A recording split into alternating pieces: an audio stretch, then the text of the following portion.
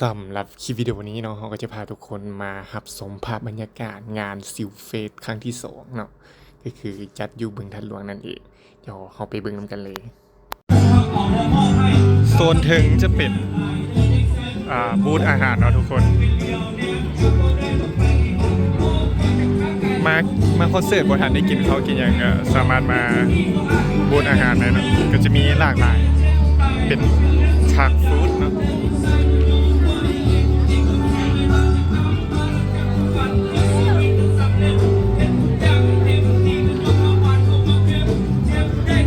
ก็มีหลากหลายเมนูหลากหลายอาหารเนาะว่าจะเป็นอาหารลาวหรืออาหารต่างประเทศก็มีเนาะอาหารลาวก็จะเป็นพวกตำเนาะตำมะฮุ่งก็คือพลาดบ่ได้เลยตำมะฮุ่งว่ายงานอย่างเนาะต้องมี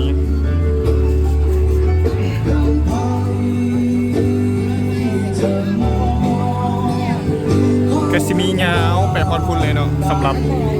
บูธอาหารและที่ทางหลังที่เห็นอยู่นั้นก็คือเป็นสวนสนุกเนาะ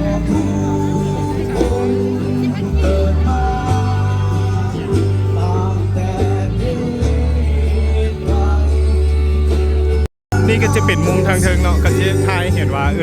มีคนมาหลายแล้วเนาะเดี๋ยวนี้เนาะเกือบว่าเต็มเดินละภาพบรรยากาศตะวินใกล้สิตกดินสวยงามหลายทุกคนตอนนี้ก็คือมีวงที่เล่นอยู่เนาะก็เป็นวงพันลำประดับดินเป็นวงดนตรีลาวซึ่งวงต่อไปก็จะเป็นวงเขียนไข่ของประเทศไทยเนาะเดี๋ยวพาเบิ่งบรรยากาศนำกัน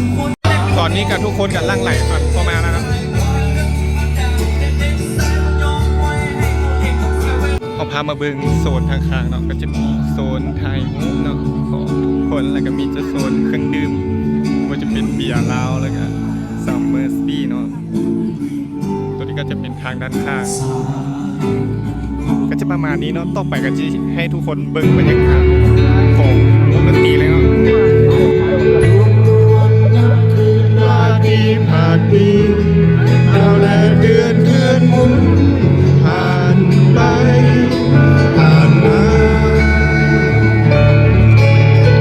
ใจเธอยังคงสับสนอยู่บนดาวเคราะห์ดวงหนึ่งคอยหมุนผ่านไปรอบกายฉันมองดูดวงดาวฉันมองเห็นเธอสุขสดาวส่องแสงรองน้ำตาลใจเธอเหมือนดวงดาวส่องแสงวันนี้คืนนี้เธอหายลับไปจากดวงตาฉันมองไม่เห็นดวงใจเธอนั้นเธอเหมือนดวงดาวที่คอยลี้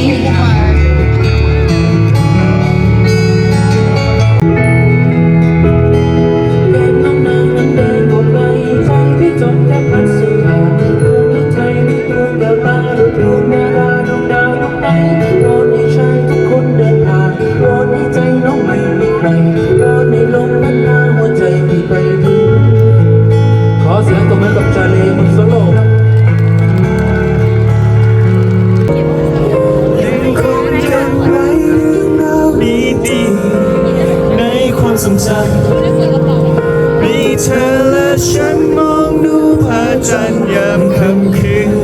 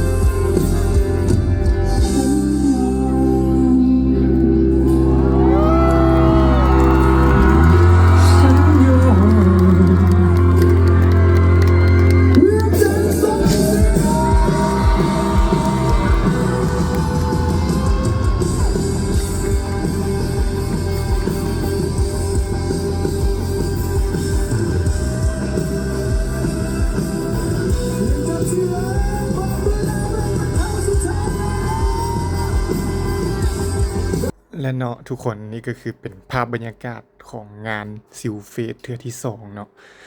ก็เป็นภาพบรรยากาศทั้งหมดเนาะก็ไว้พบกันใหม่ในวิดีโอถัดไปเนาะสำหรับวิดีโอนี้ก็สบายดี มองเห็นเธอสุขสบาย